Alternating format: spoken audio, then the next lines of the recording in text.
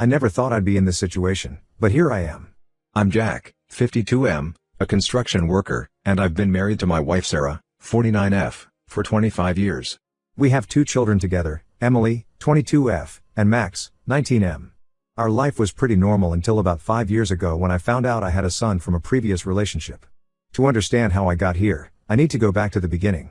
I grew up in a small town in Ohio, the youngest of 4 boys. My dad was a factory worker, and my mom stayed at home. We didn't have much, but we had each other. I was always the rebel of the family, constantly getting into trouble and pushing boundaries. When I was 18, I decided I'd had enough of small town life and moved to the city. Those first few years were tough. I bounced from job to job, barely making enough to pay rent. But I was young and free, and I loved every minute of it. That's when I met Olivia, 23F at the time. She was a waitress at the diner where I'd grab breakfast before my shift at the construction site. She had these bright green eyes and a laugh that could light up a room. We hit it off immediately. We dated for about 6 months, and it was intense. We were young, carefree, and madly in love, or so we thought. Looking back, I realize it was more infatuation than love. We were both running from our pasts and found comfort in each other. Then came the night that changed everything. Olivia told me she was pregnant. I panicked. I was 24, barely making ends meet, and suddenly faced with the prospect of being a father. I did the worst thing possible, I ran. I told Olivia I couldn't support her or the baby, packed my bags, and left town the next day. It's the biggest regret of my life. I tried to forget about Olivia and the baby, throwing myself into work. A year later, I met Sarah. She was different from anyone I'd ever known, kind, patient, and grounded. She helped me grow up, to become a better man. We got married after 2 years of dating, and I thought my past was behind me. Sarah and I built a good life together. I worked my way up in construction, eventually becoming a site manager. Sarah pursued her passion for teaching, becoming an elementary school teacher. We had Emily when I was 30, and Max came along 3 years later. Life was good, and I was happy. But my past was always there, lurking in the back of my mind. Every year on what would have been my child's birthday, I'd find myself wondering about them. Were they healthy? Happy? Did they hate me for abandoning them? I never told Sarah about it, afraid it would ruin what we had built. Then, 5 years ago, everything changed. I received a Facebook message from a young man named Ethan, 23M. He claimed to be my son and wanted to meet me. I was shocked and scared, but I agreed to meet him. When I saw him, there was no doubt he was my son. He had my eyes and my smile. Ethan told me that Olivia had raised him as a single mother. She had moved back to her hometown in Indiana, where her parents helped her raise Ethan. She never married, dedicating her life to her son. Ethan spoke of her with such love and admiration that it made my guilt even worse. He told me she had passed away a year ago from breast cancer. In her final days, she told Ethan about me and gave him some old letters and photos. He had spent the last year piecing together who I was and gathering the courage to reach out. I was overwhelmed with guilt and shame. That night, I told Sarah everything. I expected her to be furious, to throw me out, but she surprised me. She was upset, yes, but more than that, she was compassionate. She held me as I cried, apologizing over and over for keeping this secret. We stayed up all night talking, and by morning, we had agreed that we should try to get to know Ethan. We invited Ethan over for dinner to meet the family. I was a nervous wreck that day, pacing the house and checking the clock every 5 minutes. Sarah was calm as always, preparing a feast and assuring me everything would be okay. When Ethan arrived, the atmosphere was tense. Emily, always the social butterfly, tried to break the ice with questions about Ethan's life and interests. Max, on the other hand, was sullen and quiet. He barely spoke during dinner and left the table early. Sarah kept things going with pleasant conversation, but I could tell she was struggling too. Over the next few months, Ethan became a regular part of our lives. He'd come over for Sunday dinners, and we'd catch up on lost time. I learned that he was studying to be an engineer and working part-time at a local bookstore. He was smart, kind, and everything I could have hoped for in a son. He told me about his childhood, about Olivia's struggle as a single mother, about his dreams for the future. With every story, my admiration for Olivia grew, as did my regret for not being there. But as Ethan and I grew closer, I noticed my relationship with Max deteriorating. He became distant and argumentative. When I tried to talk to him about it, he accused me of replacing him with Ethan. I assured him that wasn't the case, but he wouldn't listen. Max had always been a sensitive kid, more interested in art and music than the sports and outdoor activities I enjoyed with Emily. I realized with a pang that I had never really known how to connect with him, and now he felt like he was losing me to a brother he never knew he had. Sarah was also struggling. She put on a brave face, but I could tell she was hurting. She'd sometimes leave the room when Ethan and I were talking about his childhood, and I'd find her crying in our bedroom later. One night, she confessed that hearing about Olivia made her feel insecure, wondering if I had settled for her after losing my true love. It broke my heart to hear her doubt herself, and I spent hours reassuring her that she was the love of my life. Emily, surprisingly, was the one who adapted the best. She and Ethan hit it off immediately, bonding over their shared love of books and travel. She would often invite him to her college campus, proudly introducing him as her big brother. Her acceptance was a bright spot in the otherwise turbulent situation. Things came to a head last week. We were celebrating Ethan's 28th birthday at our house. The whole family was there, including some of Ethan's friends. Max showed up late, clearly drunk. He stumbled into the living room and started yelling at Ethan, calling him an intruder and accusing him of ruining our family. I tried to calm Max down, but he pushed me away. He stormed out of the house, nearly hitting Sarah's car as he sped away. Ethan was mortified and left shortly after, despite our protests. The party disbanded quickly after that, leaving Sarah and Emily in tears and me feeling like I had failed everyone. The next day, I tried to talk to Max, but he wouldn't answer his phone. Emily told me he was staying at a friend's house and didn't want to talk to me. Ethan called to apologize, even though none of this was his fault. Sarah was quiet, lost in her thoughts. Now, I'm torn. I love all my children, but I feel like I'm destroying my family by trying to make up for my past mistakes. Max won't return my calls, Emily is caught in the middle, and Sarah is becoming more distant every day. I don't know how to fix this. I can't abandon Ethan again, but I can't lose my family either. How do I balance being a father to all my children without hurting anyone? Has anyone been in a similar situation? Any advice would be appreciated. First update, it's been about a month since my last post, and a lot has happened. I want to thank everyone for their advice and support. It's been a challenging time, but we're slowly making progress. After the disastrous birthday party, I knew I had to take action. The first thing I did was reach out to Max. He ignored my calls and texts for a week, but I kept trying. I even went to his friend's house, but he refused to see me.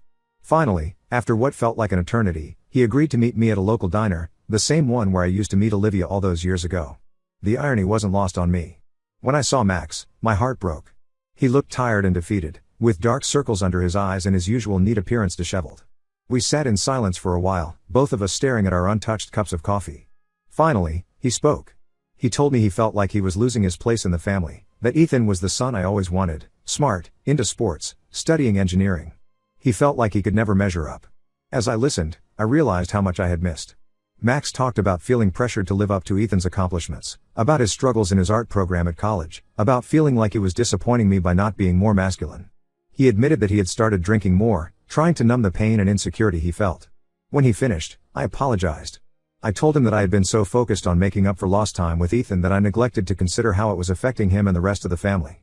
I assured him that he was irreplaceable and that I loved him just as much as I always had. I told him how proud I was of his artistic talents, even if I didn't always understand them. We talked for hours, really talked, in a way we hadn't in years. After our talk, Max agreed to come home. We had a family meeting, minus Ethan, where everyone got a chance to express their feelings. Emily admitted she felt guilty for being excited about Ethan when the rest of the family was struggling. She had always wanted a big brother, and Ethan filled that role perfectly. But seeing Max's pain made her question whether she had the right to be happy about the situation. Sarah's confession hit me hard. She told us that she felt like an outsider in her own home sometimes, especially when Ethan and I talked about his childhood. She admitted to feeling jealous of Olivia, even though she knew it was irrational. The idea that there was this whole life I could have had, this other family, scared her. She was afraid of losing me, of being second best. We decided to set some boundaries. We agreed that Ethan would come over once a week for dinner, rather than multiple times a week. We also planned some one-on-one activities. I'd go to an art gallery with Max, help Emily with her job search, and Sarah and I would have a weekly date night. It wasn't a perfect solution, but it was a start. I then met with Ethan separately to explain the situation. I was nervous about how he would react, afraid that he would feel rejected once again. But Ethan surprised me with his maturity and empathy.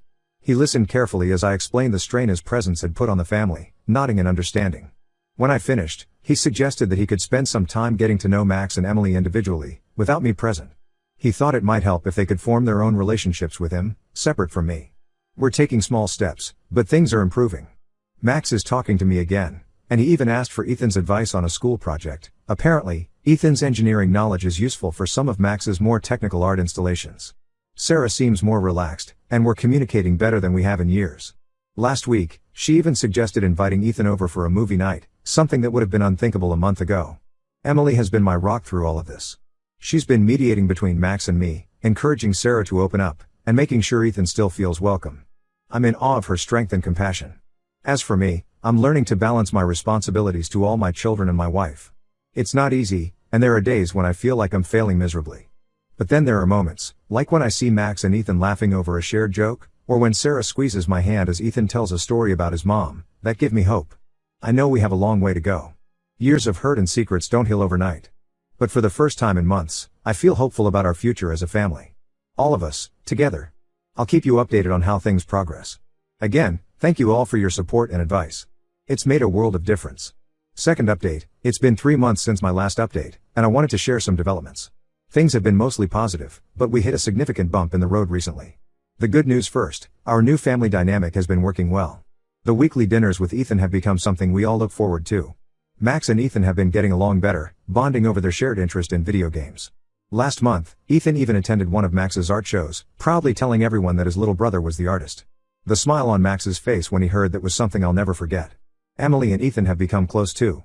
She even convinced him to join her volunteer group at the local animal shelter. They spend their Saturdays walking dogs and playing with cats, often coming home with stories that have us all laughing at the dinner table. Sarah has been more comfortable with Ethan's presence in our lives. She and I have been going to couples counseling, which has helped us communicate better and work through her feelings about the situation. Last week, she surprised us all by asking Ethan to teach her how to make Olivia's famous apple pie. It was a bittersweet afternoon, filled with laughter and a few tears, but it felt like a turning point. However, last week, we had an unexpected visitor that threw our fragile peace into chaos. Olivia's sister, Karen, 47F, showed up at our door. I hadn't seen her in nearly 30 years, and her appearance shocked us all. Karen explained that she had only recently learned about Ethan's connection to me. She had been living abroad for many years and had lost touch with Ethan after Olivia's death. When she returned and reconnected with him, she was furious to learn about my sudden reappearance in his life. Karen was angry, and rightfully so. She talked about how hard Olivia had worked to raise Ethan alone, about the sacrifices she had made. She demanded that I compensate them for years of missed child support, threatening legal action if I didn't comply. This threw our household into turmoil. Sarah was upset that this part of my past was causing more trouble. She retreated into herself, spending hours in the garden and barely speaking to me. Max retreated to his room, refusing to talk to anyone. I could hear his music blasting at all hours, a sure sign he was struggling. Emily tried to play peacemaker, but she was clearly stressed by the situation.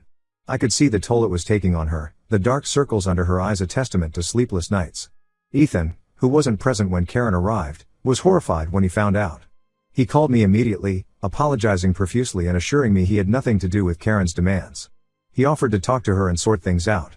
I appreciated his offer, but I knew this was my mess to clean up. I contacted a lawyer to understand my legal obligations. The lawyer advised me that while Karen couldn't force me to pay backdated child support, especially since Ethan was now an adult, there could be some moral obligation to consider. This sparked a series of long, emotional conversations with Sarah.